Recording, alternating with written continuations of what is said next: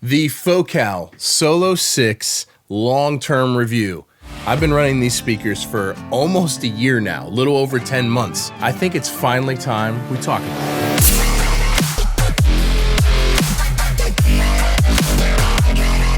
Hey everyone, I'm Cool Caparoon. Thank you for stopping by for another video. Now, while I have made some content around these monitors, I have yet to actually review them. And the reason is because I knew that I'd be using them full time in here, and I really wanted to spend some real time on them before critiquing them and before giving you my honest opinion of them. So like I said, I've been on these a little over 10 months now. I have mixed this song. She's gone, gone, gone, ain't ever coming back. And this song. 'Cause everything I think about leaves me back. And this song. Tip in a cold can, put on some bottom land, straight to. I've mastered this song. Years ago, years before. And this song. You won't find me. And this song. And so you know I'd find you. Along with a whole bunch of others. And so I really feel like I've wrapped my head around these speakers. So I want to get into my thoughts on the sound characteristics of these speakers. I want to talk about the design of them, some technology behind them, there's a couple really fascinating things about them. And then I'll give my overall picks for who I think these are best suited for. And I also really want to get into how these compare to the previous generation Solo6s. As always, there will be links down below for these speakers and for everything I talk about in this video. And those links do go to Sweetwater. Thank you, Sweetwater, for sponsoring this video. Anytime you guys need any piece of gear, you can jump on any one of my videos, click on any one of the links below, and purchase anything that you need once you're on the site. Costs you nothing extra, but it goes a long ways to help me keep making videos just like this. So thank you, Sweetwater, for sponsoring this video. So let's talk about these speakers. I want to go back to when I first started working on them.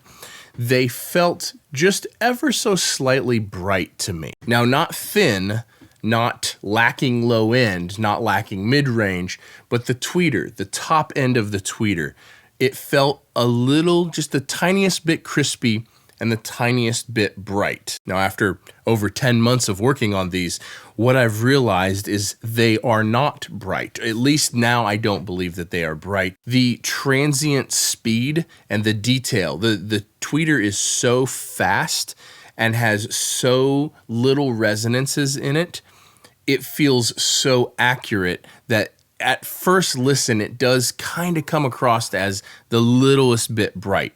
But after working on these a bunch, I don't actually believe that they are bright. It's just kind of an illusion because of the speed of the tweeter, in my opinion. Now, for me, this has turned out to be a really great thing. And we're going to get into the design characteristics of why the tweeter is this way in a bit, so stay tuned. For me, this has turned out to be a great thing because what this means is the detail that you can hear in compression settings, the detail that you can hear in reverb tails, the detail that you can hear, honestly, even in pitch when I'm pitching vocals, the detail that you can hear in these scenarios is really, really good, especially for a monitor in this price range. Now, these Focal Solo6s are $1,599 US dollars per speaker. So we're coming in just a little over $3,000, $3,200 per pair. So this is definitely not an entry-level monitor at all. But it's also not like the very highest end monitor out there, because you can certainly spend way more than $3,000 a pair for a pair of monitors in this bracket, in this ballpark. They have a frequency range of 45 hertz to 40K. Now that to me is a little deceiving because I haven't been using a sub in here. Now, granted, there are times when I would like to hear lower than the speakers are reproducing, but I do think having them this close to the wall and in my room being treated as well as it is with this many thick panels, the low end is really, really impressive. I actually had Jeff and Joel from Cappy in here. We were testing a couple new models that they're working on, and I pulled up a mix that I had finished and just hit play, and they're sitting on the couch right here. So opposite side of the room against the back wall. So there's a little bit of build up there, obviously. But Joel was like, do you have a sub in here? And I was like, no. And he was like, that's really impressive. So they sound surprisingly thick in the very bottom end for their stated frequency response. At least that's my experience in this room. In addition to that, the clarity of the low end is pretty solid. It's not the best I've ever heard in my life, but it's very, very solid, especially in this price range. The note definition and the accuracy of the low end, you know, like below 100 hertz, is really, really good. Now, the old Solos seem to have this kind of low-mid bump. I'm not sure exactly where this was, but somewhere in the like 250 hertz range, somewhere in there, this low-mid bump, and I don't feel like these have that. They are a little thicker in the low mids, but to me it's been a good thing, because if a monitor is a little bit thicker in the low mids, then it makes me focus on making sure that frequency range is cleaned out. The clarity of my mixes have been really good on these because of that. So the focus mode on these works a little different than the trios. There is a focus mode on that, and it runs via a foot switch. More on that in a minute, because that's one of my nitpicks. It's one of my critiques on these speakers. But via foot switch, you hook it up via jack in the back, and it bypasses the tweeter, switches to a secondary crossover, all analog, and runs this driver full range. So it actually puts it in almost like NS10 territory. It doesn't do the Auratone thing. It's not that far, but it's like halfway to a mix cube. It feels a lot closer to an NS10 without the scratchiness and all the negative aspects that people associate with NS10s. But that's like the frequency responses in that ballpark. And so what I have found is it wasn't far enough for me personally to use only the Solos. I still needed to bring my Auratones in here when I switched into this room mixing full time.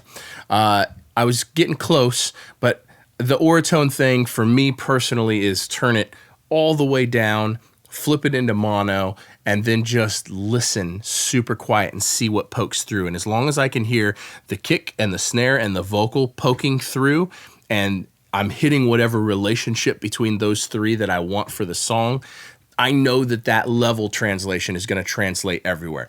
So I still do use the Auratones for that. What I found the focus mode on the Solos, on the Focals, really good for is just general EQing, just general focusing on the mid-range. It definitely helps with some leveling as well, but really just digging into, do I have all the instrumentation and the vocals, the mid-range character of those, all working in a good spot? And I find the focus mode really, really helpful for that.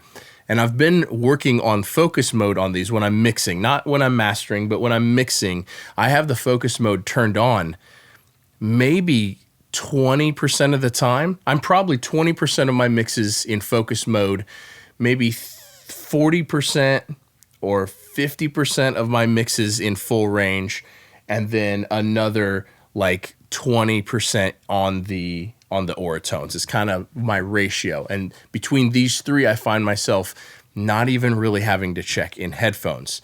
I will put the headphones on at some point throughout a mix or a master, but I don't feel like I need them. Now, onto the foot switch. You do activate focus mode via a foot switch. Now, I'll put a link down below to the foot switch that I recommend, but it is one of my gripes. And I've said this in every Focal video that I've done so far, every video that I've done on a set of Focal speakers that have the focus mode, the foot switch is not included. And I think that's a shame. I do think the foot switch should be included. Now, you can pick up, a cheaper Hosa or a Boss foot switch or whatever. You can pick one up for between $20 and $40, depending on what one you want to go with.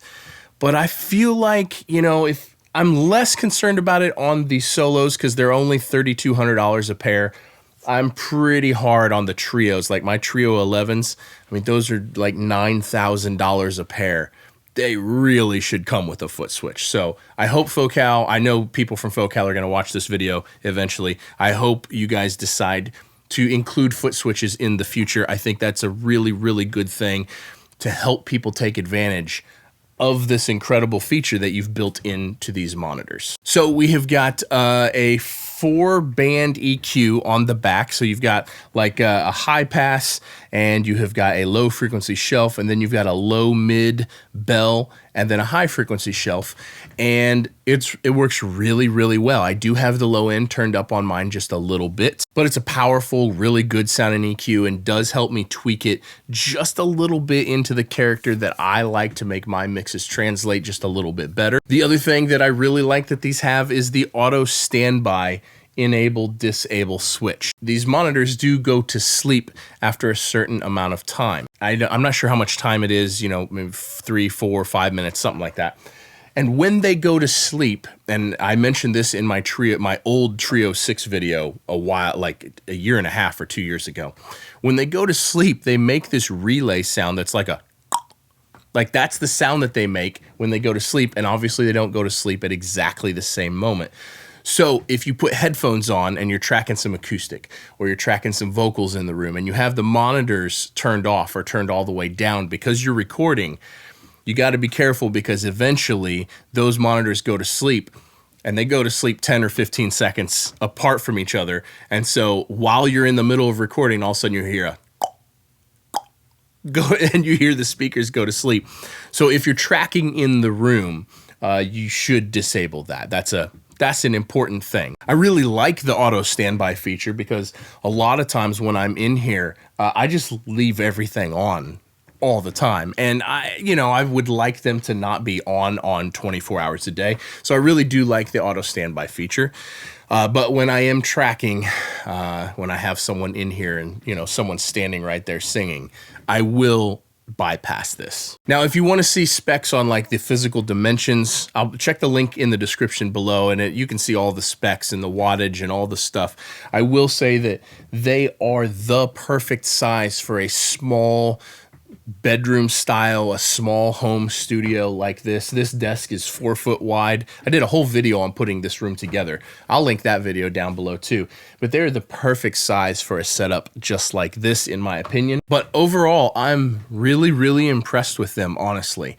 And again, I feel like I need to put the caveat in there, especially for this price range. There are some other monitors that are 2-3 times this expensive that would fit in this setup. And I may one day try some of those out. But especially in this like $3,000 a pair ballpark, I can't imagine another pair competing with these for my personal tastes and for what I'm looking for. Now, I obviously am pretty partial to the Focal family. I have a bunch of them. The reason I have these is because they eventually are going to go in my Atmos rig. All my height speakers and all my surround speakers will be Solo 6s, but I'm really glad I got to put them in here and spend a ton of time on them first. When the Atmos rig is done, we'll see what goes in here. I may end up getting another pair of these. I may spend some time testing a bunch of different options out, because one of the things that I do want to do here on this channel is give you guys a wide range of opinions on this kind of stuff. This kind of smaller home studio style room is probably the situation most of you are in. So I may spend some time on a bunch of different monitors in this room, and we'll see what happens. It would not surprise me if I ultimately end up picking up another pair of these as the permanent replacement for this room when this is all done. But I did have a chance to sit down like 10 months ago with my buddy Josh from Focal at GearFest at Sweetwater, in Studio C at Sweetwater, and he walked me through all the changes that they made for these when they first switched to these new versions. And so let me play that for you, and if you're interested in the technical specs, hang out. There's some interesting stuff. And then we'll wrap this thing up, and I'll give you my final thoughts for who I think these are for after that. So I'm here in Studio C at Sweetwater for GearFest, and I have Josh from Focal here.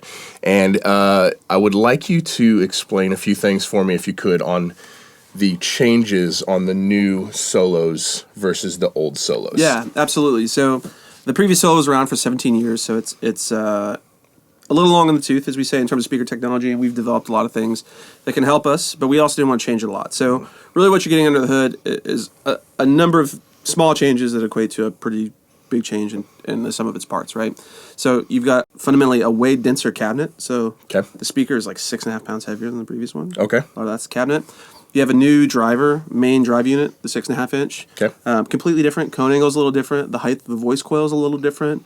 The gyrometer of the voice coil is a little different. So that gives us kind of a bit more dynamic range, a more neutral response. Okay. If you own previous solos, you probably notice a little low mid-range bump. Yep. They're a little more brutal sounding. They're more exacting. The new ones are more analytical. Yeah, the new ones are more analytical, a little less fun maybe to listen to, but a better tool to have your mix translate. More precise. From A to B, Yep. right? So that driver on its own is a little different. The tweeter itself is probably the biggest change in terms of the whole structure, the whole subassembly of the speaker. We use this thing called IAL, Infinite Acoustic Load. It's pretty much a chamber that we built behind the tweeter that reduces the resonance of the tweeter well below the crossover, like down to 240 hertz. So the idea is if you lower that resonant frequency below where that tweeter is working, then there is basically no resonance happening in the tweeter. And anytime you're talking about any speaker, no matter what it is, and it actually doesn't even necessarily depend on the component. Obviously, the tweeter's very obvious because it handles all of high frequency content. But even like the basket of your speaker itself, the cabinet, everything has a resonance. Sure. And we don't want anything we're building to make a sound of its own. We want whatever's coming in to ideally be what's going out. So especially when it comes to high frequency and transients and things that we're super sensitive to perceiving, that high frequency content, the more we can reduce the resonance of that, the better off we are. And pretty much every tweeter is like a sealed back magnet. And there's just a bunch of energy on the back side of that gets thing built up. That just gets built up, and it's working its way on the inside of the box. And because the cycle lengths are much lower and much shorter, it's not as big of a deal. But when you're improving things at this degree, it's like, okay, how can we make this master trap that much better? Yep. Right. So those are the kind of the two primary things in terms of the drivers. And then we've added focus mode. So focus mode, if you're familiar with our trios, they have, it essentially gives you sort of two speaker sets, speaker functions in one. Two different sonic palettes in the same box. Yeah. So in the case of the Solo, we actually, when we designed that driver, we realized that it actually goes above 10K on its own. So we said, well, why don't we just put another crossover in the box? No digital stuff, all analog. Just a separate crossover. Shut the tweeter down and then change the crossover points a little bit so it only goes up, the bandwidth is essentially limited to 120 hertz all the way up to 10K. Wow. So you go from a full range, 40 hertz to 40K all the way to a single driver. Yep. Sort of a hi-fi sound cube sort of experience. And once again, it's like, okay, do we want to I'm spending all this money for a speaker to sound like a sound cube? That's not really the point. It's like utility, because the moment you put a speaker in a different location, even if it's 6 inches or 12 inches away, it's going to sound very different. So allowing you to have that reference in one spot. Also, situations like I have the Solos in my B room now, and like I don't have room for some mixed cubes or for a second monitor. So having a monitor that has two different sonic palettes that are both equally usable, that's in a small room where there's not room for multiple pairs, that's super awesome. Yeah, and it's like, well, does it cost the consumer more? Right. Well, it's just really another crossover in the box, which, it isn't the cheapest thing in the world, but does it add the value there? Yep. The driver was already doing the work. Right. We built 41 of those drivers before we decided on that one. Wow. Right? And it already did that. So it's like, well, let's just add this little circuit. That's awesome. And now you can plug it in, you have a little utility. And then there's mounting points on the back. So for immersive applications for flying for like Atmos. this, where things need to be safe. You don't want to just drill into cabinets and hope it's good. So there's some mounting points in the back that are compatible with a bunch of different mounts out there in the world. Perfect. Those are the biggest changes. Yep. Overall, what's your opinion on the sonic characteristics versus the old ones? Yeah, so the old ones kind of had maybe a softer, more, how do I want to flattering? Yeah, a little more flattering, but it's kind of cool too, because it's like, okay, well, this is something that still has a lot of detail, but you can listen to and maybe enjoy your work a little bit more while you're doing it, and there's a certain benefit to doing that, right? But we made a conscious decision. It's like, well, we are building tools. If we make hi-fi speakers too. If you want that experience, you can. If you want pleasing and flattering, you can go get that. And it's not to say that the previous models were hi-fi speakers. They're absolutely not. Tons of hit records have been made on those speakers. Totally. Right. But we said we can make a more discerning, detailed, flat tool, more analytical tool. Let's do that and make that intentional decision, and that's the result. And so far, people are happy with it. I love them. I think they sound incredible. Yeah. Cool. Thank you, sir. Appreciate it. Okay, final thoughts. Who do I think these are for? Certainly anyone doing immersive. If you're looking for a very adequate Atmos rig, these are the perfect surrounds, I think. Yes, there's cheaper options. If you're going for a very, very high-end rig, Atmos rig, of course, there's more expensive options. But I think the bang for buck with these is really, really high. And so that makes it extremely appealing for Atmos when you're having to buy a bunch of them. But that same philosophy carries through into the stereo world, where I feel like the bang for buck is really high. Now, depending on the genres you work on, if you're doing like EDM or pop exclusively, I could see you wanting a sub with these. The Focal, the smaller one, I think it's called the Sub 6. I'll link it down below. Actually, Sweetwater might sell a package of these two with the sub. I'll link that package down below if I can find it. But I think that would cover everyone's bases, no matter what genre you worked on, no matter what kind of low-end frequency extension you wanted to hear.